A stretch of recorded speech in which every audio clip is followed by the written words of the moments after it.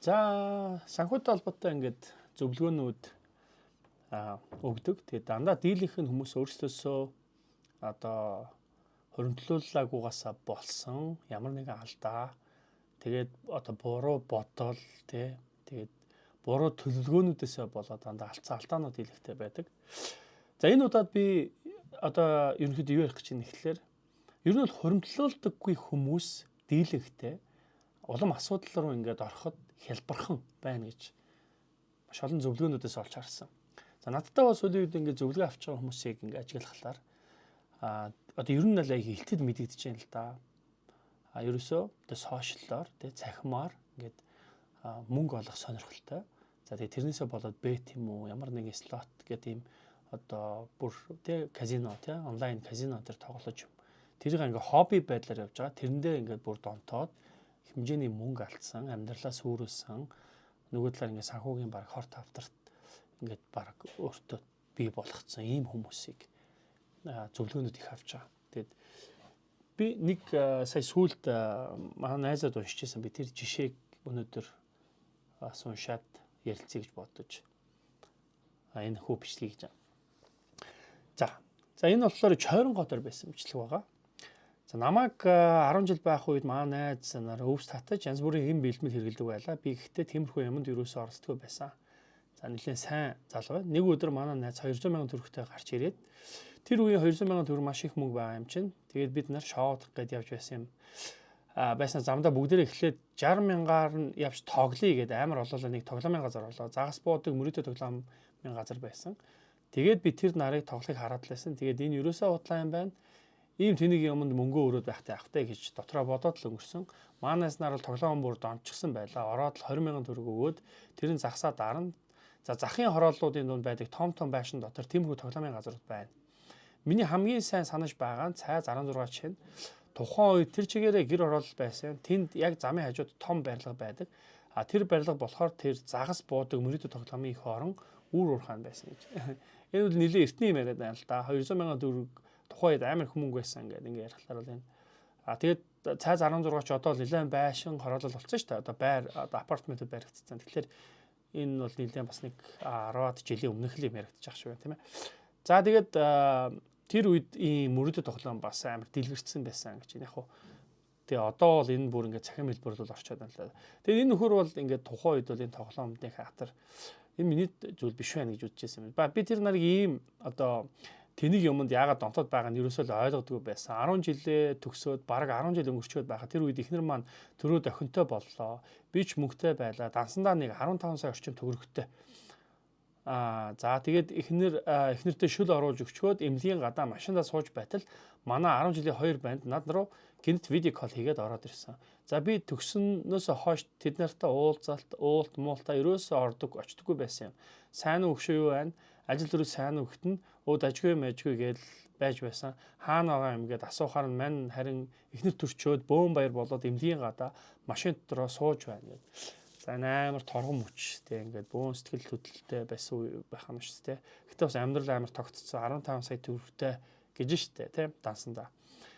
За сайн нэг шүл оруулж өгсөн. Тэгээ одоо жаахан хүлээгээд байж хардаг юм уу гэсэн бодолтой байна гэсэн чинь нөгөө хоёр өдгөл бит хоёр яваад очиё.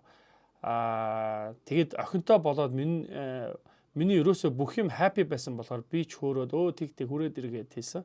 Би машиндаа нэг хуурай дүүтэйгээ хоёулаа байсан юм. За тэгээд бид хоёр дээр тэр хоёр хүрээд ирлээ. Тэгээд дөрүүлээ машинд байж байтал ихнэр залгаад хараа одоо харж амар маргааш өглөө ахаад 0 шүл авъя. Охин унтчихлаа. Бид хоёр дажгүй санаа зовлтгүй шүү гэхээр тэд нарыг дагуулад гэрийн зүг явлаа. За тэд нар хатуу юм уух сонирхолтой байсан ч би өглөө босож шүл хийх байсан учраас пив уухаар болцгоо. Тэгээд нэг хороо пив аваад дөрүл 24 одоо ширхгийг гэртээ ороод би хоёрыг бүтэн уучгаад 3 дахь уух гэж байталсан чинь нэг гөлгөн яа анда 500 хэд унчлаа гэд хэлэхээр нь би сонирхоод харсан чинь утсан дээр нэг тоглоом байсан. За ингээд харсан ингээд Харсан чинь нэрэл 500 хэдэн мянгантай явж байна. Наад чинь яадаг юм, жинхэнэ мөнгө юм уу гэсэн. Жинхэнэ байлгүй яа тийм бай андаа л гэж байна. Тэгснээр нэг удалгүй бистэ алчглаа гэлээ. Миний сонирхол хөдлөөд хүү наадах чинь яадаг юм, харъялаа маръялаа болоод явцсан. Нөгөөх чинь намайг өөрөө тоглоод үзгээл утсан дээр маань мөрөдө тоглоомын апыг татаад өглөө гэж. За ууг нь бол штэ. Би ийм мөрөдө тоглоом, ийм тэнэг юм тоглож яадаг юм бэ гэдэг энэ удирдгал нь орж ирж байгаа ч тийм. Тэгээд ингээд тэгээд одоо болохоор би зүгээр сонирхсон гэж байгаа шүү дээ. За тэгээд цахим хэлбэр рүү орсон байна шүү дээ. За миний сонирхож хөдлөөд санал хөдлөө хүү наа чин гэдэг ингээд уцсныхаа апн дээр ингээд суулгуулсан гэж. За усныхаа дугаараар аккаунт үүсгэх юм байна. Би дугаараар аккаунт нээжлээ шууд мөнгөөрөө цэнгэлгүй тэрнийг яаж тоглож байгааг эхлээд харлаа. Нэг жимс ундаг слот тоглоом байгаа юм. Тэгснэ нөгөөх чинь 200,000 төгрөгөөр дараад нэг бол 2,000 төгрөгөөр дараад л байна. Тэгэхээр би эхлээд 30,000 төгрөгөөр цэнгэлээд нэг удаад 200 төгрөгөөр дараад тоглож үзлээ. Тэгсэн нөгөө 30,000-аар юу гээл алчихсан. Гүлэг юм шал тэр тоглоом байна гэсэн шүүн бодоод байж байсан чинь 4 дахь пивны дараагаас адын бол ородж байна шүү. Уугаад халаад гой болчихсон байгаа юм чинь сая 30,000-аар цэнгэлээд сая 30,000-аар цэнгэлээд 200 төгрөгөөр дарсан бол одоо 300,000-аар цэнгэлж байгаад 200 төгрөгөөр дараад үзье гэсэн бодол орж ирж байгаа юм. Сая ингээд 30,000-аар цэнгэлсэн юм байна шүү дээ. Тэгээс сая 30,000 биш юм шиг би энэ уншил. Энэ ингээд та нар ингээд харж байгаа хэрэг би яг нөгөө нэг тэр слотыг унгаадаг гэдэг нөгөө нэг хэсэг чи амар их юм story reel дээр их явж байсан шүү дээ. Та бүхэн одоо бол яг нэг цаанаас цахим дээр хоригдсон уу яасан уу гэдэг ийм хүмүүсийн реакшн харуулсан. Тэгэхээр ингээд ийм одоо мэдхгүй хинч тоглож болохоор ийм амар хялбархан харагддаг. Тэгэл ингээд нийлүүлээл одоо хөндлөнгөөрөө ч юм босоогоороо ч юм уу жилхэн дүрсүүд нийлэхлээр ингээд тэр нь мөнгөний үржүүлээл тэгэл ингээд амар гайхаж байгаа оролдоод үзээрэй татаад үзээрэй гэл ингээд гарч ирээд дүүсээ тэр л болж таархан л да би бол тэрийг бас юун дээрээс Facebook-ийн reel энтердээс харж ирсэн юм байна. За тэгээд юу болсон бэхлээр тэр нэг 300,000-аар цэнэглээд 200 төгрөгөөр дараад эхэлсэн. Тэгээ юу гээл 340,000 болоод явчихж байгаа байхгүй юу. Гэхдээ тэр чинь шууд тэгж өсөх гээд дундаа хальт жаахан алдаал тэгснэ өсөөл явна шүү дээ. Тэгээ дийлэгтээ хожоод байсан чинь толгойчуд 300,000 төгрөгтэй байж байгаад 200 төгрөгөөр дараад байхад би хизээч мөнгө алдахгүй байгаа юм чинь тэгвэл 3 сар цэнгэлээд 2,000 төгрөгөөр дараад байвал бас л адилхан мөнгө алдахгүй би бүр баяжчих чинь биш үү гэсэн бодол орж иж байгаа юм аа гэж. За ингээд өсгсөн байна те. Ингээд анхандаа бол ингээд жижигнэр л тоглоод гэснээ одоо өөрөөр боцсон. За тэгээд согтооч ирсэн зөрөгтэйч болсон 340,000 болох үеэс би 200-аар биш 2,000 төгрөгөөр дараад эхэлсэн байгаа. Тогсоор байгаад би оруулсан 300,000 төгрөгөөр тэр шөндөө 8 сая төгрөг болгоод тэгээд унчгаж байгаа юм. Өглөө 7 хүрч байхад би сэрэнгүүтэл сэрэд ихнэртэй 0 шил хийгээл харцаа чанлаа. Нөгөө хоёр чинь би ч манахаас яваагүй байжлаа. Намайг хоцсон гээд надаас 200-300,000 төгрөг гуйсан шигээ би залгаад байгаад хоцсон мөнгө хаан банкны дансрууга татаж авсан. Заалгаж байгаа. За пүүста дахиж хизээч ажил хийхгүй юм биш шүү л гэж боддог юм байна лээ. За тэгээд л ихнэр лүгээ явлаа. Ихнэр маань хийсвэрээр төрсөн юм. Оёд л өвдөд байна хараа. Энэ төлбөртөө өөрөө байдаг юм байна. Чи орж ирээд охиноо авчихвал хайрн охиноо тэврээд байг. Оёд өвдөхгүй амар байна гэхээр төлбөртөө өөрөө асуусан чинь бүгд дүүрчихсэн байна. Тэгснэ за хараа яваа өдөртөө юм идэхээр бол хэлий чи хараа харин яваад байрныхаа мөнгөийг төлчих гэвэ. Би ойрхон төрийн банк хортол битүү очиртай байв. Ойрч байхдаа би нөгөө мөрөдө тоглоомын ап руугаа орлоо. Тэгээ хоцсон мөнгөнийхөө 1 саяар тоглол гэж бодоод цэнгэлж эхлэв. Тэгэд ерөөсөө маш богинохон хугацаанд 2 хүнч бараг үйлчлүүлээгүй байхад би нөгөө 1 сая төгрөөр 6 сая болгочихсон гэж байна. За ингээд ойчролж явахдаа дахиад одоо тэр орой 8 саяг 300,000 төгрөгтэй байж байгаа 8 саяг хожоод тэгээд 7 ойлоо 8 сая болгож за энэ хэд гэж байна. Эхлээд 30,000-аар тоглосон. 8 сая төгрөг болгосон. Тэгээд унтцсан. Тэгээд тэрийг буцаад татаад авцсан. За тэгэнгүүтээ дахиад 1 саяыг буцаж хийгээд тэрийг тоглосон. Тэгээд тэрийг банкн дээр очор хүлээж явахдаа 5 сая төгрөгтэй хожоотой болсон гинэ. За 5 сая төгрөгийг татаж авахад надад зөвхөн тэр тоглоомоос хожиж олсон гэхэд нийт 11 сая гаруй төгрөг минийх болчихсон дансанд байж байлаа гэж. За тэгээд гарлаа.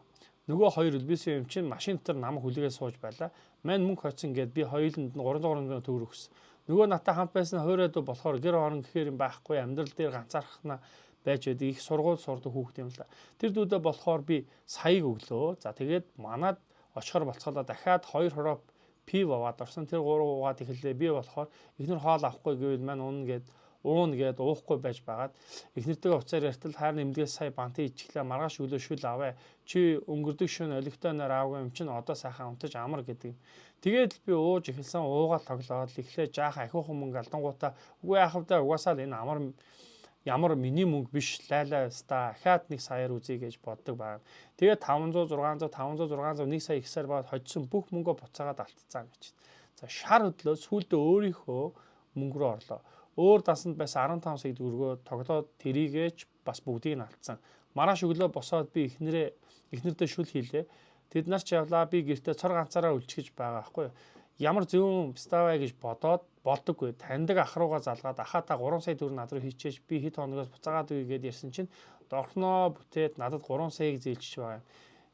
За ингээд өөрийнхөө 15 сая төгрөг алдаа дахиад ахаасаа 3 сая төгрөг зээлсэн байна. За би чинь ямар ч өөр ширгүү байсан хүн шүү дээ. Тэгээд тэр рүүгөө тоглоод бас л алдсан. Хамгийн аимшигтай нь тэр зээлсэн мөнгөө алчгаа тэрэндээ тэрээ за байсан хэн рүү ярьж мөнгө асуух вэ? Дахиад 3 сая алдсан. За хаан банкны маань данс нь 10 сая төгрөг ороод ирдэг юм. Манай аав ээж хоёр объекттэй юм л да. Тэрийгэ түрээслүүдэг миний нэр дээр байдаг болохоор мөнгө над руу орж ирдэг байсан юм биш. За ингээд бүр асуудал орж ин тэ. Би улаарсандаа эргэлзэлгүй шууд тэр мөнгөөрөө бүгднгээр нь тоглож байгаа. Нэмээд хэд 3 хүнээс мөнгө зээлж алдаад өдөртөө нийт 20 сая төгрөг тэр тоглоомд өгчөж байгаа юм аа. Ээж арай миний хүү яасан нөгөө мөнгө чинь орж уу гэд асуухаар ороогүй байна гэд худлаа хэлчихсэн. Тэгээд тэр өдөртөө дахиж тоглосонгүй ингээд охин маань төрөөд би мөрөөдөө тоглоод 3 дахь хоног дээр эхнэр эмнэлгээс гарлаа. Эхнэр хүүхдээ эмнэлгээс гаргаж чаад би бүр байд сууж чадхаа болчихлоо. Өөрийнхөө дансанд байсан 15 сая ээж аав ээжэд өгөх ёстой 10 сая хэд 3 хүмүүсээс зээлсэн нийлээд нийт 35 сая төгрөг би энд богино хугацаанд алдсан байв. За эхнэртэй одоо юу гэж хэлэх вэ? За ингээд бүр баларчлаа гэд янз бүрийн бодоод шууд зөрөөд гэрээсээ гарсан. Эхнэр гарч исэн өдөр нь би бүр гэртээ хоноогүй гэж байна. За эхнэр бид хоёр тэр 101 банк бустай харьцаад амар гайгүй болчихсон байсан. Машин авах гэ 50 сая төгрөгийн зээл аваад бид хоёр тэрийгэ хурдан дараа дуусчихсан юм л да. За би тэр банк бусын ах руу залгаад худлаа ярьлаа. Гайл дээр миний нэг юм ирчихлээ. Та яаралтай надад 40 сая гаргаад өгөөч. Би тэгвэл танд 5-ыг өгье гэсэн. Ок ажил дээр хүрээд ир гэдэг юм. Тэнгүүт нь би шууд давхиж очиод 40 сая төгрөг зээлээд 5 саяыг нь тэр ахад шовгор болгож өглөө гэж. За ингээд нөхөр бол 35 саяараа тоглолцсон. За тэгээд дахиад дээр нь нэмдгэн 40 сая төгрөгийг зээлээ 5 саяыг нь тэр ахад өгцөн. Ингээд дахиад 35 саяар тэр өдөртөө тоглоод дахиад алдсан гэж. За ингээд 70 сая төгрөг болчих. Алдсан мөнгө 70 сая хүрчихсэн чинь сэтгэл зүй бүр амар савлгаа болоод байгаа юм чинь. Одоо баг юу хийхээс боцохгүй эхнэр залгаад би утсаа таслаад би ломбарданд iPhone бүгжөө тавилаа. Надад нэг хямдхан Samsung-ийн илүү утас байсан тэрнтэйг үлдсэн. Улам л балраад яваад байв. Рамада буулд ороод хуурай дүүгээ тэнд дуудаа дүүгийнхээ уцаар тоглолоо. Манай дүү ирж надтай хамт 2 хоншоод явсан.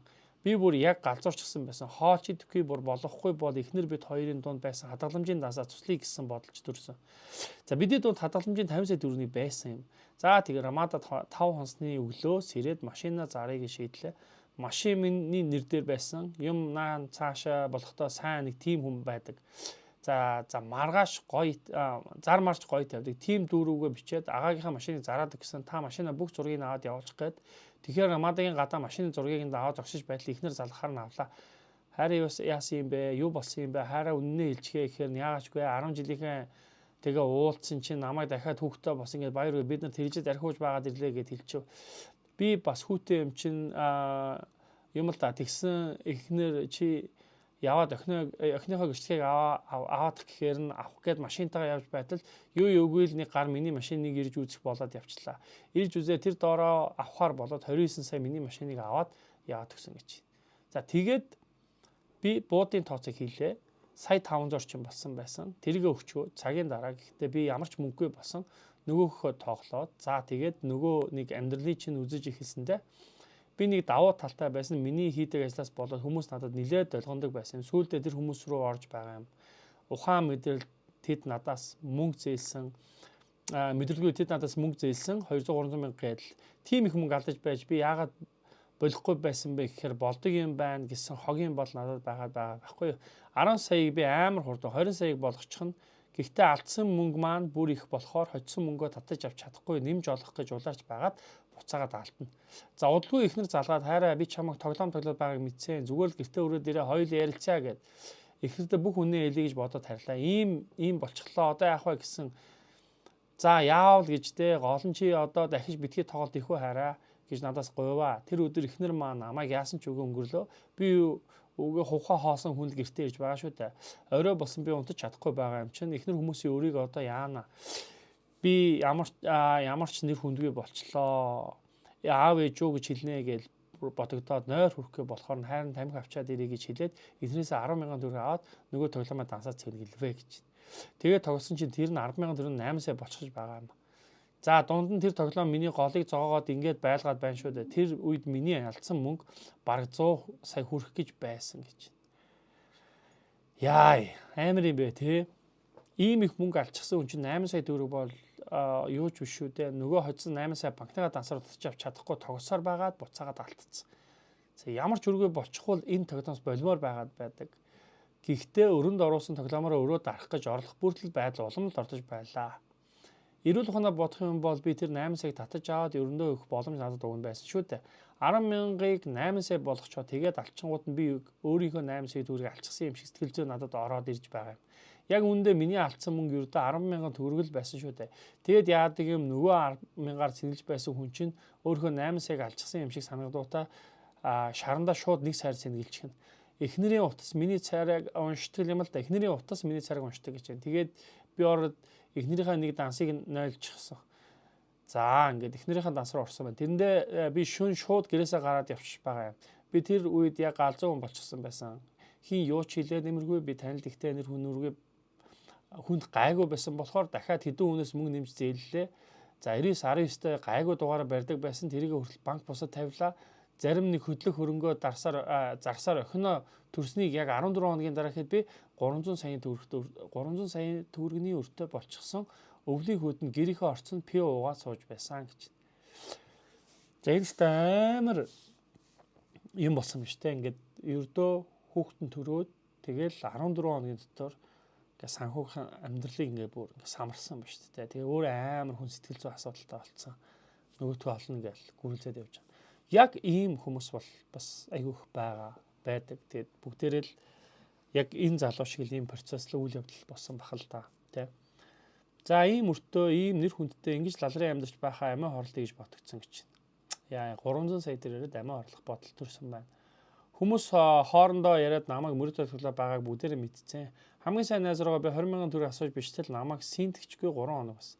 Тэр дээр тултаа би нэргүй болчихсон байлаа. Тэр үед пи уусан тултаа таашраад миний сэтгэл зүй арай л өөр болчихоо. За ер нь хүн ааж хүрээ тасан биш болох байлгүй дээ. Ямч байсан маргааш ээж аавд очиж уулзъя.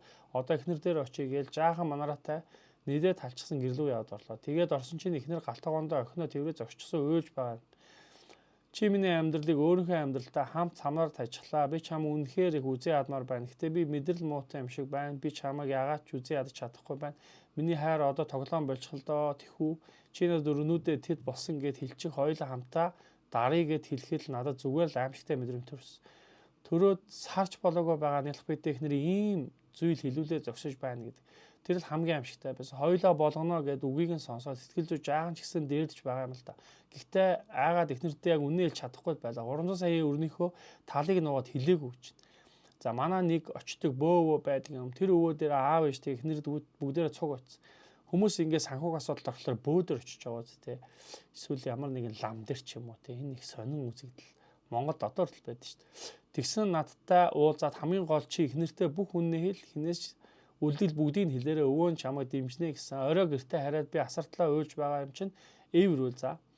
Өөрнөдөө үнээр бичиж өгсөн ихнэр бас асартлаа уйлсан бид хоёр хамтдаа баахан уйлсан. Чи хоёр хүүхдээ гэж бодож байгаа бол битгий аймаа орлоороо хоёулаа өнөөдөр ийм байдал байгаа. Тэрнээс биш хамтдаа ихнийг ар заавал гарна гэж хэллээ. Түүний үгээс одоо яста ална гэж би бодсон. Тэгэл ор тас тоглохоо болохоор шийдсэн. Гэтэ тэр ална гэдэг бол зүгээр л тэр үеийн сэтгэл зүй байсан юм байла. Маргааш өглөө босгоод сэтгэл санаа зүгээр хонгил шít. Би уг нь жирийн үедээ цоглог амар галзуу тачигнсан хүн л дээ. Тэгээд нөгөө мөнгөө зээлсүүн амтан мессенжер рүү янз бүрийн юм бичгээр уншаад би шууд гүлэг бол өөрөө хар гүлгөө лалрын луурчин гих мэтлэг үсгийн уншихаар яаж чигээ сэтгэл зүй аятайхан байж өгөхгүй. Өвлжингөө тийм ноомосон байлтай байв. Эхнэр маань ажилдаа орохоос өөр аргагүй болсон. Би хоёр хүүхдээ хараад үлдэн. Миний хүү 1-р анги байсан. Би эхнэрд ажилдаа явхаас өмнө хүүгээ сургуульд нь оруулж өгчгөөд охиноо харна. Эхнэр тайван тухтай байлгахын тулд орой болгон ажиллаа тараад ирэхэд би гой хоол хийчихсэн хүлээж байна. YouTube амтаа хоол хийх заасан баахан бичлэг үзээс орчихсан. Эхнэр болохоор миний хайр хүссэн юм а доод дэлгүүрээс бичүүлээд аваараа хайрын цалингаа буугаар дарчхан саан зовтгох шүү гин.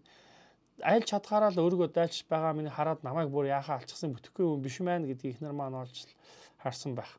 За миний сэтгэл зүйд хамгийн хүнд тусан юм гэвэл миний охин өвдөх үед өвлийн хүйтэн такси олдохгүй би охиноо тэр хүйтэн тэрврээд алхаж байгаа. Тэр үед би өөрийгөө хамгийн их хараасан. 5 сар хүртэл миний сэтгэл зүйд байдал муу өвчгсөн юм шиг л амьдэрсэн би. Манай аав аимшигын ядрын хааштай хүн мөртлөө намайг ийм том алчсан байхад химнэлж зовоосонгүй. Ээж болохоор надад өгчих мөнгө байхгүй тэгээд намайг бодохоор уйлаад л байдаг байсан гэсэн. Ерөөсөө хүнд гэр бүл үлддэг юм байна лээ. Ямар үн цэнтэйг би тэгэхэд ясандаа тултаа ойлгосон. Дулааны улирал эхлэхэд үед би ааваас 2 том тэрэг гуйж аваад өөрөө дарж эхэлсэн. Ёстой морь машгилж ажилласандаа жаахан өрөө дараад хүмүүстэй харьцан ирэхэд сэтгэл санаа шал өөр болоод байдаг юм чинь. За саржангаа тэгж амар ажиллаж нилээд гайгүй мөнгө болоод дааш тэрийгэ бүгдэнд нь хүнд өрөнд өгөө тэгээд алга болчоор их хэцүү санагдана. Эхнэрд маань бас яг адилхан тгий санагддаг байгаа гэж бодохоор сэтгэл жаахан унаа. Машин бариад хол замд явах үедээ өчнөө бодож үзсэн шүү дээ. Би дахиж хизээж тоглохгүй байж чадах болов. Би нэг л өдөр халтраад орчих болов гэдэл дотроо бодож байгаа юм.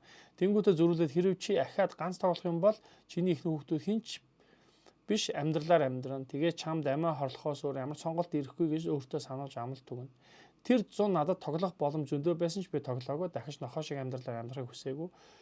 2 гаруй жилийн хугацаанд би өөрийнхөө бараг талыг дарчихсан байсан гэж. За ингээд 10 сарч хүрэхгүй хугацаанд 300 саяг те одоо ингээд зээлэд өрцөн. Тэгээд энийгээ буцаад 2 жил төлж талыг гэж те өөрөө баг талыг нь дарсан. Надад махан бие завтаа суулгах үед огт байгаагүй. Би маш их малцсан мөрлөө бас тэр хэрээр маш их юм олж авсан.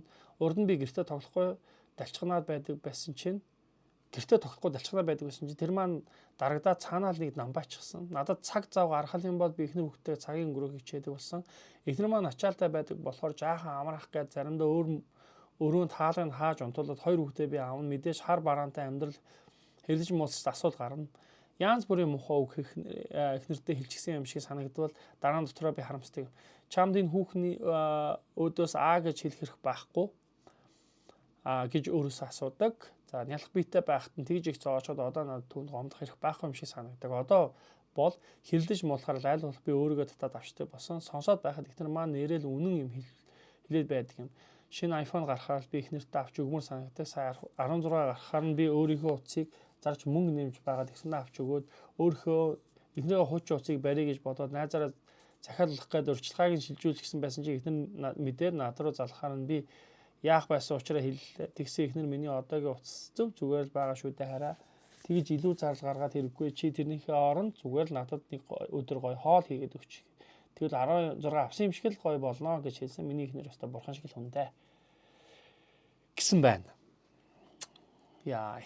За ингээд нэг залуугийн өөрийнхөө амьдралын талаар бичсэн, чойронгоо дээр бичсэн нийтлэлийг та бүхэнд уншлаа. Тэгээд зөвхөн надад бол төрсэн сэтгэл бол нэг маш богино хугацаанд тэгээд нэг сар хүрэхгүй хугацаанд 300 сая төгрөгийн өөрийнхөө хадгалж байсан одоо 15 сая төгрөг дансандаа байсан мөнгө. За тэгээд дундын насанд байсан мөнгө, аав ээжийнх нь орж ирдэг гэсэн мөнгө. За тэгээд эргэн тойрны хүмүүсээс зээлээд машина зараад ингээд энэ хүн 300 сая өртөө алцсан байна. Тэгээд сүүлд нь энэ одоо дахиж тоглохгүй байх ийм том сургалтанд суусан байна. Тэгээд энийг 2 жил төлжиж талын дарсан гэж байна тий. За ийм жишээнүүд байна. Тэгэхээр яг ийм одоо асуудал орж байгаа, орох гэж байгаа. Эсвэл одоо энийг ингээд эн чинь зүгээр байдаг л зүйлтэй гэж бодож байгаа хүмүүс байвал яг иймэрхүү одоо бодиттой хар бараан түүх зөндөө байгаа юм байна. Эннээс гадна зүгээр бас хэд хэдэн жишээнүүд сонсч байсан. Тэгээд амиа хорлцсон. Энэ залууд бол түр амиа хорлох гэдэг бодол орж ирсэн байна шүү дээ. Тэгэхээр магадгүй зүгээр энэ асуудал байгаа бол энэ залуугийн кейсийг сонсоод уншаад тэгээд чи ч гэсэн бас асуудлаасаа гарч чадсан шүү гэдгийг санхүүг асуудалд орцсон, тоглоом донтцсон байгаа. Тэг өөрийгөө донтоогүй гэж бодож байгаа хүн байвал энэ одоо нийтлэлийг олж уншаарай. За нөгөө талаар хэм бол чи бас буцаагаад энэс сургалт суугаад ингэ гарч болдгоо шүү гэдгийг бас энэ жишээнээс олж хараасаа гэж хүсэж байна. Тэгээ би бол яг хуу арайж өөр бас энэ залууд бол зөвлөгөө өгөх байсан. Тэгээд тэр зөвлөгөө бол илүү сайн зөвлөгөө байсан байх гэж би бодож байна. Яг л надад ийм нүд кейсүүд зөндөө орж ирдэг учраас л хэлж байгаа юм л да. За тийм байна. За дараагийн ийм одоо цахим одоо тэд энэний алгоритм амар ажиллаж байгаа. За одоо жишээл хүнийг яг тэр сэтгэл зүгээр маш сайн тоглодог. Тэгэд энэ шууд эхлээд өгдөг, олсныхаа дараа шууд алддаг маш богино хугацаанд. Тэгэд энэ чинь шууд л ингээд тэр хүнийг одоо тэр 10 саяг нэг юу гэдэг 10,000 төгрөгийг 8 сая болгонгуудаа тэр 8 сая алдахлаараа би өөрийнхөө мөнгийг алдчихлаа гэдэг юм мэдрэмж төрдөг энэ төр гэдэг. Яг бүх өөрийнхөө бас үйлдэлүүд одоо мэдрэмжүүд ярьж штэ. Тэгээд буцаагаад олох ёстой гэдэг нэг энэ өрийг дарах ёстой гэдэг бодолтой. Би одоо ингээд хүмүүст муу юм ичлээ гэж зогсохоо мэдгүй. Би яг ингээд энэ өрөө энэ тоглоомороо дарна гэдэг энэ бодол чинь өөр хүнийг улам ингэж энэ асуудлыг хүндрүүлдэг юм байна гэдэг жишээнүүдийг бас та нарыг олж харсан байх гэж найдаж байна. Би ч гэсэн тийм юм болж харлаа. Окей. За тэгээд дараагийн контентоор уулзъя. Баяртай.